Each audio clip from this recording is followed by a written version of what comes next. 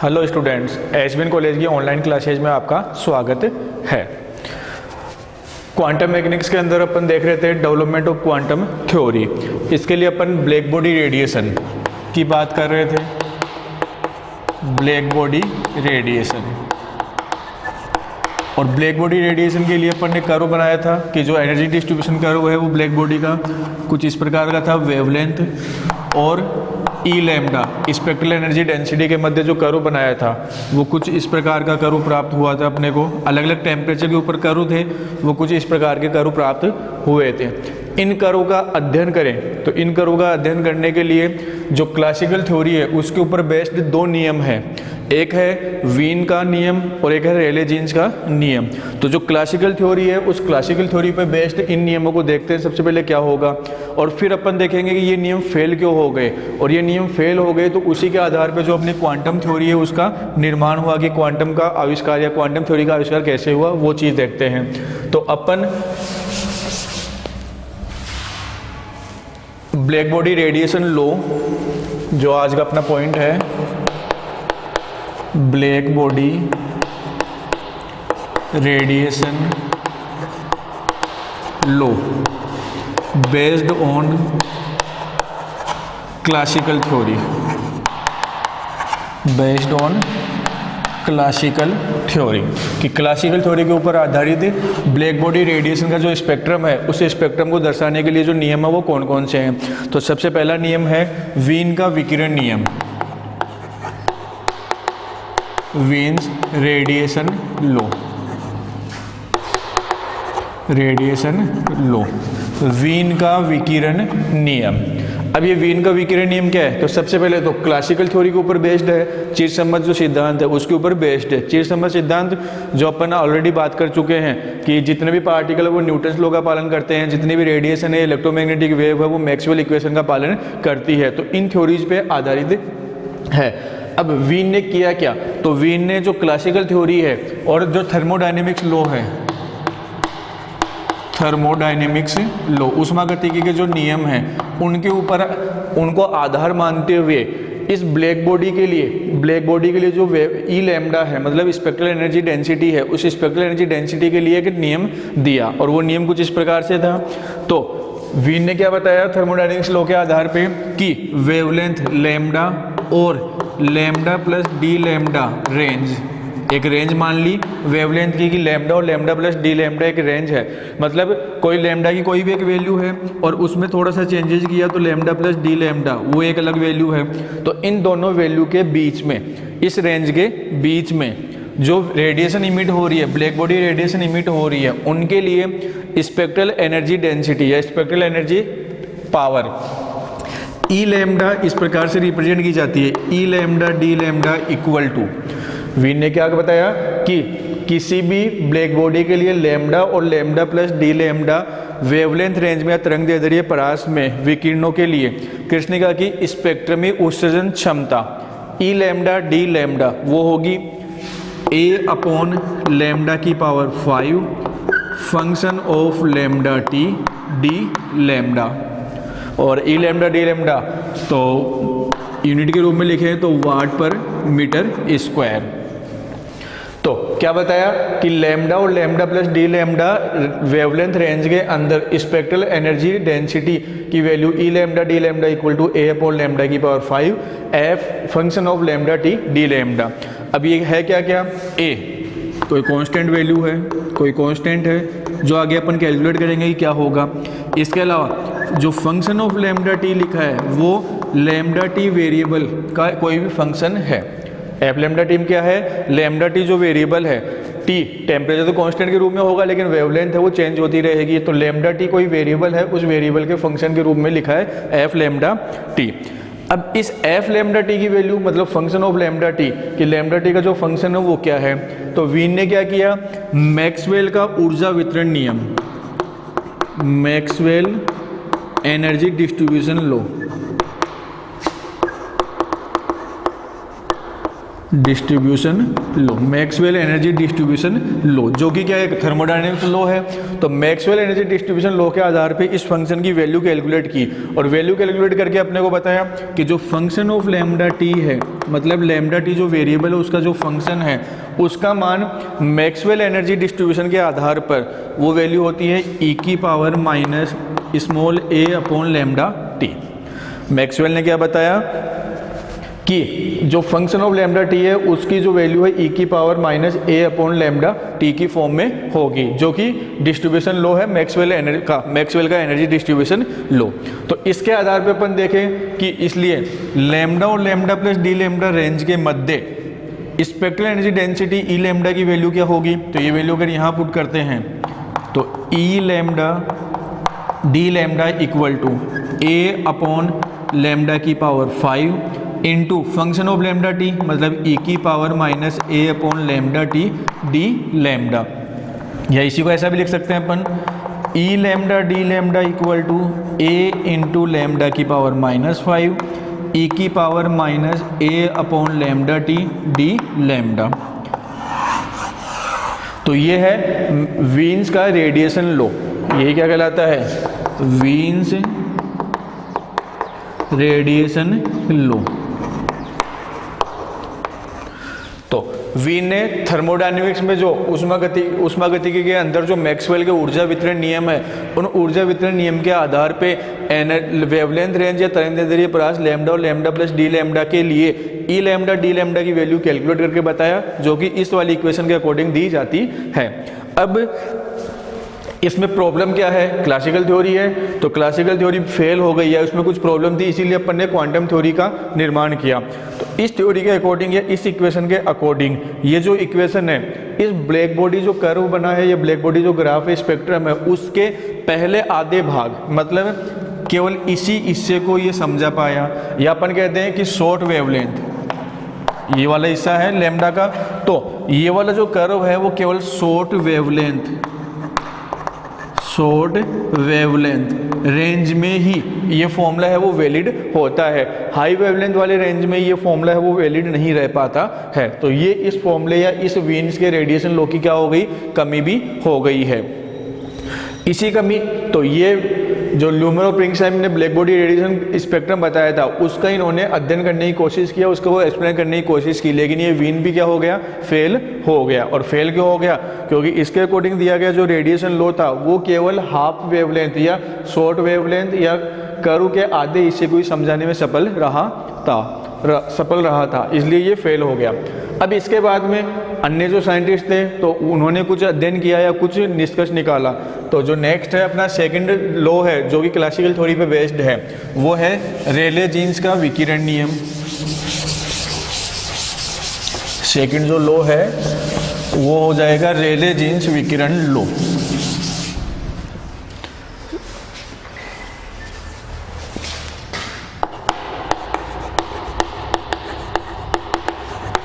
रेले jeans radiation law, ध्यान रखना है ये जो रेले जीन्स का रेडिएशन लॉ है वो भी क्या है, क्लासिकल थ्योरी पे ही बेस्ड है, मतलब इसमें भी कुछ कमी होगी। क्या कमी है या क्या है नियम, पहले वो देखते हैं। तो रेले जीन्स ने भी क्या किया, थर्मोडायनेमिक्स लॉ का यूज किया, और थर्मोडायनेमिक्स लॉ में मेनली मैक्सवेल बोल्ट्जमान स्टैटिस्टिक्स का पालन किया या उसके नियमों का यूज किया। इसके अलावा मैक्सवेल बोल्ट्जमान स्टैटिस्टिक्स पे आधारित ही है ऊर्जा समविभाजन का सिद्धांत, एनर्जी इक्विपार्टीशन लॉ, ऊर्जा के समविभाजन नियम का यूज करते हुए इन्होंने अपना एक नया रेडिएशन लॉ दिया। अब वो रेडिएशन लॉ क्या है वो देखते हैं। तो रेले जीन्स ने क्या माना, तो रेले जीन्स के अकॉर्डिंग क्या है कि जो ब्लैक बॉडी है, और ब्लैक बॉडी के रूप में अपन एक केविटी की बात की थी, जो अंदर वाला हिस्सा इसका ब्लैक किया हुआ था, और इसका जो टेम्परेचर है वो हाई था लेकिन कांस्टेंट था, हाई और कांस्टेंट। तो जब टेम्परेचर हाई है तो इसके जो दीवारों में जो परमाणु वो एक ऑसिलेटर की तरह व्यवहार करते हैं। तो रेले जीन्स के अकॉर्डिंग क्या इन्होंने क्या माना कि इस ब्लैक बॉडी से या इस ब्लैक बॉडी के जो दीवारों में परमाणु है, जो परमाणुविक या परमाणुवीय दोलित्र है, उन दोलित्रों के द्वारा जो तरंगे उत्पन्न होती है वही तरंगे क्या होती है, किसी क्यूबिकल कैविटी से भी उत्पन्न होती है। और जो तरंगे उत्पन्न हो रही है वो कैसी तरंगे होती है, स्टेशनरी वेव, अप्रगामी तरंगे है। जो तरंगे हैं वो कैसी है, स्टेशनरी वेव है, अप्रगामी तरंगे है।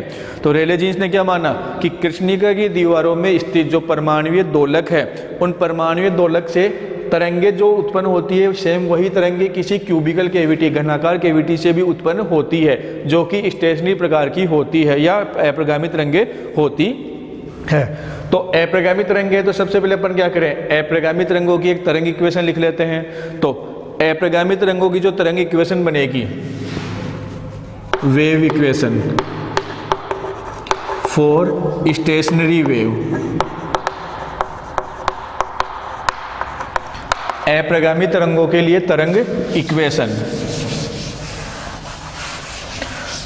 जो कि अपन नॉर्मली जैसे देखें y equal to A sine omega T, y equal to A cos omega T, तरंग वेव इक्वेशन है वो इस प्रकार से रिप्रेजेंट करते हैं। तो यहाँ अप्रगामी तरंगों के लिए जो तरंग इक्वेशन है, जो कि अपने को प्रोपोगेशन वेक्टर k की फॉर्म में लिखनी है, तो उसको मैं रिप्रेजेंट कर सकता हूँ y equal to A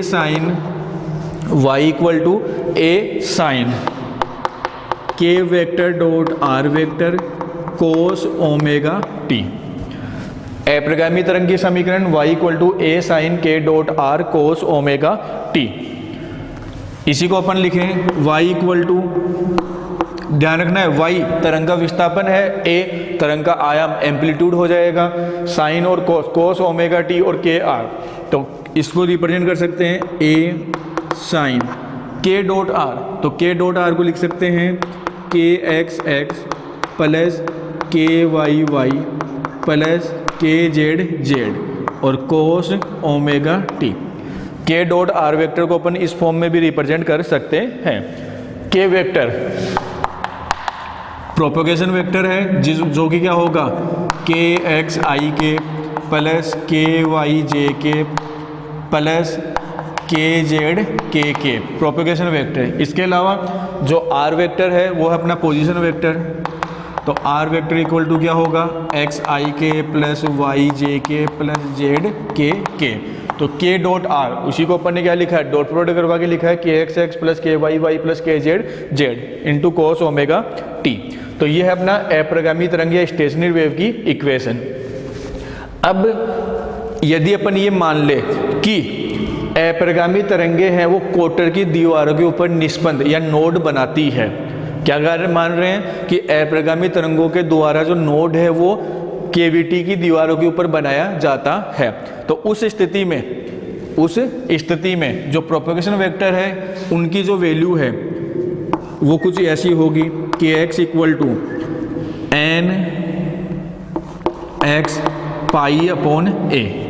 propagation vector के कंपोनेंट है उनकी वैल्यू होगी K X equal to N X pi upon A, K Y equal to N Y pi upon A और K Z equal to N Z pi upon A. ध्यान रखना है क्या condition है कि यदि अप्रगामी तरंगों के द्वारा बनाया गया नोड कोटर की दीवारों के ऊपर बन रहा है। फॉर एग्जाम्पल उसको अपन इस प्रकार से रिप्रेजेंट कर सकते हैं, नोड को अगर रिप्रेजेंट करना चाहें एन के अलग अलग वैल्यू के लिए, ये वाली सिचुएशन। तो नोड है, नोड पॉइंट एक ये वाला पॉइंट हो गया, ये वाला पॉइंट कोटर की दीवारें, ये 0 और 1 क्यूबिकल कैविटी की बात कर रहे हैं। तो क्यूबिकल कैविटी के लिए 0 से a के बीच में नोड ये वाले बन रहे हैं। इसके अलावा n इक्वल टू 1 के लिए, n इक्वल टू 2 के लिए देखें तो ये वाले नोड बन रहे हैं, n इक्वल टू 3 के लिए ये वाले। तो यहाँ पे कोटर की दीवारों के ऊपर क्या बन रहे हैं, नोड। नोड पॉइंट या नोडल पॉइंट मतलब जहाँ पे एम्पलीट्यूड की वैल्यू क्या हो रही है, 0 हो रही है। हो सकता है इनमें बीच में भी बन रहे हैं, लेकिन अगर नोडल पॉइंट है या नोड पॉइंट है वो दीवारों पे भी बन रहे हैं। तो उस स्थिति में जो k की वैल्यू है प्रोपोगेशन वेक्टर के कंपोनेंट की वैल्यू है वो कुछ इस प्रकार से रिप्रेजेंट की जाएगी। अब यहाँ पे देखें अपन कि इनके अंदर जो अपन ने लिखा है nx ny nz, nx ny nz, ये क्या है, कोई नंबर है। और नंबर कैसे, 1 2 3 डॉट डॉट कैपिटल N तक कोई भी इंटीजर नंबर हो सकता है, इंटीजर नंबर। इसके अलावा जो A है, ए क्यूबिकल कैविटी की बात कर रहे हैं तो क्यूबिकल कैविटी कोई भी भुजा हो सकती है, लेंथ हो सकती है, विड्थ हो सकती है, हाइट हो सकती है। तो ए कह लेते हैं अपन length of cubical cavity, length of cubical cavity. तो NX NY NZ जो है वो तो क्या हो गए, क्यूबिकल कैविटी में नंबर्स हो गए NX NY NZ, मतलब मोड ऑफ वाइब्रेशन के लिए कौन से नंबर का मोड ऑफ वाइब्रेशन है। इसके अलावा A length of cubical cavity. तो ये चीज़ें हो गई। अब मैं यहाँ से वैल्यू कैलकुलेट करके देखता हूँ के स्क्वायर की। तो अगर यहाँ से अपन वैल्यू लिखना चाहें के स्क्वायर, तो के स्क्वायर को मैं रिप्रेजेंट कर सकता हूँ के x square plus k y square plus k z square के द्वारा, क्योंकि के स्क्वायर के एक्स आई के प्लस के वाई जे के प्लस के जेड के डॉट प्रोडक्ट करवा लेंगे दोनों का, तो अपने पास में वैल्यू होगी के स्क्वायर बराबर के x square plus k y square plus k z square. तो इन कंपोनेंट की वैल्यू यहाँ से पुट करें अपन कि क्या क्या वैल्यू होगी। तो k square equal to k x square, तो के एक्स स्क्वायर की वैल्यू होगी n x square pi square upon a square plus k y square n Y square pi square upon a square plus k z square n Z square pi square upon a square. तो ये हो गई k square की value. Pi square upon a square common लेकर लिख दें तो equation बन जाएगी अपने पास में के स्क्वायर बराबर n x square plus N Y square plus N Z square into pi square upon a square. तो यहाँ से n x N Y N Z के रूप में वैल्यू निकाल लें तो वो होगा अपने पास में N x square plus N Y square plus N Z square equal to k square A square upon pi square. N x square plus N Y square plus N Z square equal to k square A square upon pi square. अब अपन जानते हैं कि चूंकि k equal to 2 pi upon lambda, इसको अपन lambda या frequency wavelength या फ्रीक्वेंसी की फॉर्म में लिखना चाहें तो k equal to 2 pi upon lambda और या 2 pi nu upon c, k equal to omega upon c या 2 पाई न्यू अपॉन सी या लैम्डा। तो न्यू बराबर होता है अपने को पता है nu equal to C upon lambda, तो 1 upon lambda equal to nu upon c. तो 1 अपॉन लैम्डा की जगह न्यू अपॉन सी पुट अपन ने कर दिया है। तो ये के की ये वाली वैल्यू है वो यहाँ पुट करके देखें अपन तो क्या इक्वेशन बनेगी n x square plus N Y square plus N Z square equal to k square, square करके रखें 4 pi square nu square upon सी स्क्वायर। एक के स्क्वायर की वैल्यू पुट की है ये तो मल्टीप्लाई में क्या है A square upon pi square, तो ए स्क्वायर और अपॉन पाई स्क्वायर, तो पाई स्क्वायर कैंसिल आउट हो जाएगा। तो finally N x square plus N Y square plus N Z square equal to 4 nu square A square upon C square, ये वाला लिख सकते हैं। इसी को मैं कुछ ऐसा रिप्रेजेंट कर दूं N x square plus N Y square plus N Z square equal to, इस होल स्क्वायर के रूप में लिखूं तो 2a न्यू अपॉन सी का होल स्क्वायर।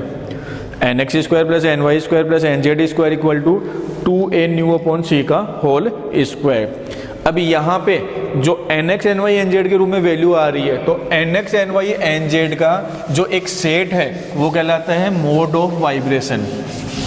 क्या होगा set of N x N Y N Z, ये क्या कहलाएगा मोड ऑफ वाइब्रेशन।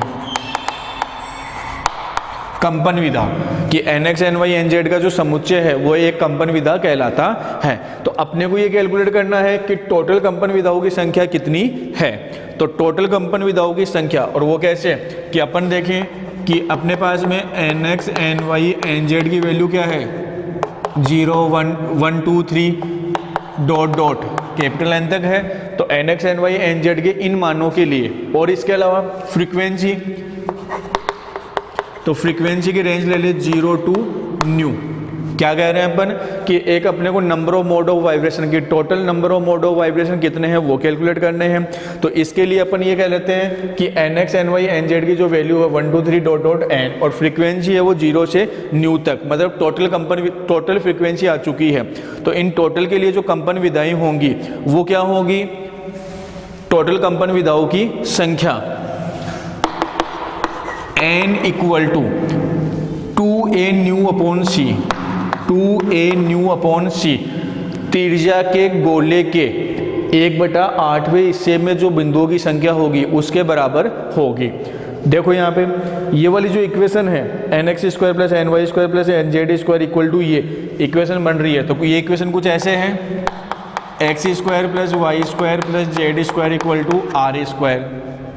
तो ये इक्वेशन एक गोले की इक्वेशन को रिप्रेजेंट करती है और उस गोले की त्रिज्या क्या होगी r। तो यहाँ पे सेम यही इक्वेशन है, वो भी क्या है, एक गोले की इक्वेशन को रिप्रेजेंट कर रही है जिसकी त्रिज्या क्या है 2a न्यू अपॉन c।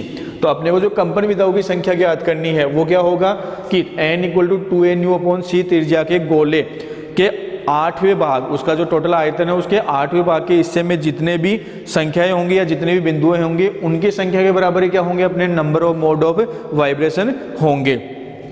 तो अपन लिख दे number of mode of vibration, number of mode of vibration क्या करना, इस त्रिज्या के गोले के आयतन के 1/8वें हिस्से के बराबर। तो number of mode of vibration equal to क्या होगा, 1/8वां हिस्सा, तो 1/8वां हिस्सा इनटू इस त्रिज्या के गोले के आयतन। तो इस गोले का आयतन क्या होगा 4/3 पाई आर क्यूब, गोले का आयतन। तो 4/3 पाई आर क्यूब, आर गोले की त्रिज्या होती है, तो गोले की त्रिज्या यहाँ पे क्या है 2a न्यू अपॉन c। तो ये हो गया 2a न्यू अपॉन c का होल क्यूब। तो number of mode of vibration वो कितने हो गए हैं 1/8 into 4π/3 into r cube, r मतलब 2a न्यू अपॉन c। तो ये बन गया अपने पास में 1/8 इंटू 4π/3 और इंटू ये बन जाएगा 8a cube nu cube upon c cube. तो अपन देखें तो 8 तो कैंसिल आउट हो गया। तो number of mode of vibration कितने हो रहे हैं 4π/3 a cube nu cube upon c cube कि number of mode of vibration की संख्या ये वाली हो गई। अब ध्यान रखना है ये जो number of mode of vibration आए हैं वो फ्रीक्वेंसी रेंज कौन सी है उनकी 0 to न्यू। अगर मैं फ्रीक्वेंसी रेंज न्यू से न्यू प्लस डी न्यू के मध्य रखूं, फ्रीक्वेंसी की जो रेंज है वो क्या रखूं न्यू से न्यू प्लस डी न्यू के मध्य में रखूं, तो उस स्थिति में प्रति एकांक आयतन में कंपन विधाओं की संख्या इस रेंज के अंदर number of mode of vibration per unit volume, number of mode of vibration per unit volume वो क्या होंगे number of mode of vibration per unit volume. तो पर यूनिट वॉल्यूम केविटी की बात करें तो केविटी का जो वॉल्यूम है वो ए क्यूब के द्वारा रिप्रेजेंट किया जाएगा। तो इसको अपन अगर डिफरेंशिएट न्यू और न्यू प्लस डी न्यू के मध्य कैलकुलेट करना है तो डिफरेंशिएट करके लिख दें इसको। तो इसका डिफरेंशिएट करके लिखेंगे तो वो क्या होगा 4/3 पाई ए क्यूब, ध्यान रखना पर यूनिट वॉल्यूम ले रहे हैं तो ए क्यूब की वैल्यू तो क्या हो जाएगी 1 अपॉन सी क्यूब, कांस्टेंट वैल्यू है ये। न्यू क्यूब का डेरिवेटिव लेना है तो न्यू क्यूब का डेरिवेटिव क्या होगा 3 new square d new, new cube है तो x की पावर n का n x की पावर n-1 की सहायता से डेरिवेटिव, तो 3 न्यू स्क्वायर डी न्यू। तो कुल मिला के ये क्या बन गया 4 पाई न्यू स्क्वायर अपॉन सी क्यूब इंटू डी न्यू। ये क्या आ चुका है अपने पास में 4 पाई न्यू स्क्वायर अपॉन सी क्यूब डी न्यू क्या है number of mode of vibration per unit volume in frequency range nu and nu plus d nu कि न्यू और न्यू प्लस डी न्यू आवर्ती प्रास में प्रति एकांक आयतन में कंपन विधाओं की संख्या जो कि अपने पास में ये है। अब ये तो आ गई कंपन विधाओं की संख्या, लेकिन अपने साथ में एक प्रॉब्लम हो रहा है कि जो अपन ब्लैक बॉडी रेडिएशन में मान रहे हैं तरंगे वो क्या अपनी इलेक्ट्रोमैग्नेटिक वेव है और इलेक्ट्रोमैग्नेटिक वेव में इलेक्ट्रिक फील्ड और मैग्नेटिक फील्ड दोनों होते हैं। तो इलेक्ट्रोमैग्नेटिक वेव के लिए जो पोलराइजेशन स्टेट है, इलेक्ट्रोमैग्नेटिक वेव के लिए जो पोलराइजेशन स्टेट है वो भी क्या होंगी, दो प्रकार की होगी, एक इलेक्ट्रिक फील्ड के लिए, एक मैग्नेटिक फील्ड के लिए। तो इस कारण से प्रति एकांक आयतन में कुल कंपन विधाओं की संख्या, total number of mode of vibration per unit volume, क्या लिख रहे हैं, प्रति एकांक आयतन में कंपन विधाओं की संख्या। तो उसको रिप्रेजेंट करेंगे N nu D nu equal to, ध्यान रखना है प्रत्येक जो इलेक्ट्रोमैग्नेटिक वेव है उसकी टू पोलराइजेशन स्टेट होगी। तो इस इक्वेशन को जो कंपन विधाओं की संख्या कैलकुलेट की थी 2 से मल्टीप्लाई करके अपन रिप्रेजेंट कर दें। तो एन न्यू डी न्यू बराबर, तो ये 2 से मल्टीप्लाई करके लिखेंगे इस इक्वेशन को 4 पाई न्यू स्क्वायर अपॉन सी क्यूब डी न्यू को, तो ये बन जाएगा 2 into 4 pi nu square upon सी क्यूब डी न्यू। तो कुल मिला के एन न्यू डी न्यू बराबर 8 पाई न्यू स्क्वायर अपॉन सी क्यूब डी न्यू। तो ये आ चुकी है अपने पास में कंपन विधाओं की संख्या, और वो भी फ्रीक्वेंसी की टर्म में, एन न्यू डी न्यू बराबर 8 पाई न्यू स्क्वायर अपॉन सी क्यूब इंटू डी न्यू। अब अगर इसी कंपन विधाओं की संख्या प्रति एकांक आयतन में अगर अपन फ्रीक्वेंसी की जगह वेवलेंथ की फॉर्म में लिखना चाहें तो अपन जानते हैं nu equal to C upon lambda, wavelength की फॉर्म में लिखना चाहते हैं तो उस स्थिति में क्या होगा, डी न्यू देखें तो डी न्यू हो जाएगा माइनस का c upon lambda square d lambda. तो ये वैल्यू पुट कर देते हैं यहाँ पे। साथ में ये भी ध्यान रखना है कि जो न्यू है वो इन्वर्सली प्रोपोर्शनल टू लैम्डा है, कि लैम्डा के इन्वर्सली प्रोपोर्शनल है। तो इस स्थिति में क्या होगा, ये वैल्यू अगर पुट करूँ तो न्यू को लैम्डा में कन्वर्ट करके लिखें तो N lambda D lambda equal to 8 pi upon C cube into nu square d nu, तो न्यू स्क्वायर की जगह तो सी स्क्वायर अपॉन लैम्डा की पावर, ये c square upon lambda square nu square हो गया, इंटू डी न्यू, तो d nu की जगह रखा जाएगा माइनस का c upon lambda square d lambda. और साथ में न्यू और लैम्डा एक दूसरे के इन्वर्सली प्रोपोर्शनल है, मतलब अगर चेंजेस देखें तो डी न्यू क्या होगा, न्यू में जो परिवर्तन होगा वो 1 अपॉन डी लैम्डा, मतलब अगर न्यू में वृद्धि होती है तो लैम्डा में कमी होगी, लैम्डा में वृद्धि होगी तो न्यू में कमी होगी, मतलब एक दूसरे के अपोजिट है इसलिए एक माइनस साइन। और तो ये क्या बन गया अपने पास में सी स्क्वायर सी क्यूब और ये सी क्यूब, तो N lambda D lambda equal to 8 pi upon lambda की पावर 4, लैम्डा स्क्वायर लैम्डा की पावर 4 इंटू डी लैम्डा। तो लैम्डा की टर्म में कंपन विधाओं की संख्या प्रति एकांक आयतन N lambda D lambda equal to 8 pi upon lambda की पावर 4 डी लैम्डा, और फ्रीक्वेंसी की टर्म में 8 पाई न्यू स्क्वायर अपॉन सी क्यूब डी न्यू। तो ये तो हो गई अपने पास में कि प्रति एकांक आयतन में number of mode of vibration क्या होंगे। अब number of mode of vibration अपने को पता चल चुके हैं, तो अब मैक्सवेल का ऊर्जा वितरण नियम, ऊर्जा के समविभाजन का नियम कि ऊर्जा है वो किस प्रकार से वितरित होगी।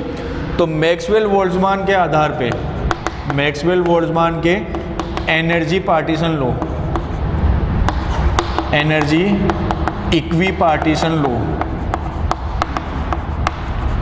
मैक्सवेल का ऊर्जा संविभाजन वितरण का नियम, वो क्या कहता है कि प्रत्येक कंपन विधा से औसतन केटी ऊर्जा संबद्ध होती है। क्या कहेगा, प्रत्येक कंपन विधा से औसत एवरेज एनर्जी का मान क्या होता है, केटी होता है। औसत संबद्ध ऊर्जा का मान क्या होता है, केटी होता है।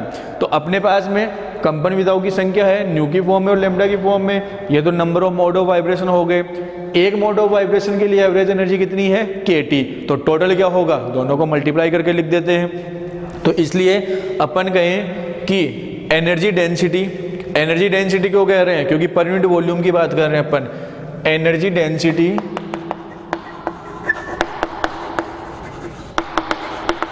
इन वेवलेंथ रेंज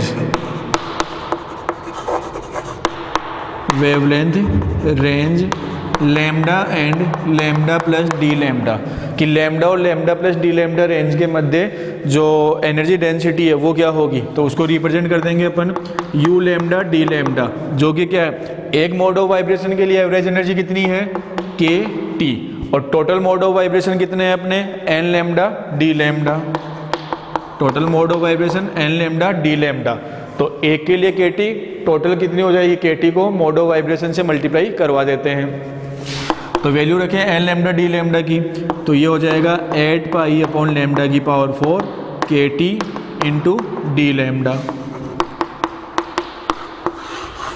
तो वेवलेंथ की टर्म में जो एनर्जी डेंसिटी है वो एनर्जी डेंसिटी हो गई 8 पाई के टी अपॉन लैम्डा की पावर 4 डी लैम्डा। और यही क्या है, रेले जीन्स का विकिरण नियम, रेले जीन्स रेडिएशन लॉ। और इन टर्म ऑफ लैम्डा या वेवलेंथ, ये वेवलेंथ की टर्म में ये हो गया। अगर फ्रीक्वेंसी की टर्म में लिखना चाहें तो फ्रीक्वेंसी की टर्म में भी अपने पास में क्या है, number of mode of vibration. तो एनर्जी डेंसिटी, या इसी को भी वापस कन्वर्ट कर सकते हैं nu equal to C upon lambda apply करके, energy density in frequency range nu and nu plus d nu, कि न्यू और न्यू प्लस डी न्यू के लिए डी न्यू प्रास में एनर्जी डेंसिटी की वैल्यू क्या है, तो उसको अपन रिप्रेजेंट कर देंगे यू न्यू डी न्यू बराबर number of mode of vibration वो है ये वाले, तो एन न्यू डी न्यू और मल्टीप्लाई किससे हो जाएगा, के टी।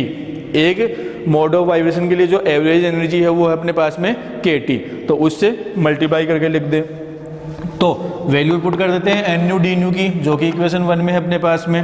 तो इक्वेशन 1 से वैल्यू पुट करें तो ये बन जाएगा 8 पाई न्यू स्क्वायर अपॉन सी क्यूब और के टी डी न्यू।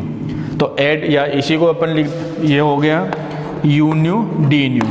और यही क्या है, रेले जीन्स का विकिरण नियम इन टर्म ऑफ फ्रीक्वेंसी। तो ये दोनों किसी भी टर्म में रेले जीन्स के विकिरण लॉ है। अब इस नियम की भी एक प्रॉब्लम है, जैसे वीन के नियम में प्रॉब्लम थी।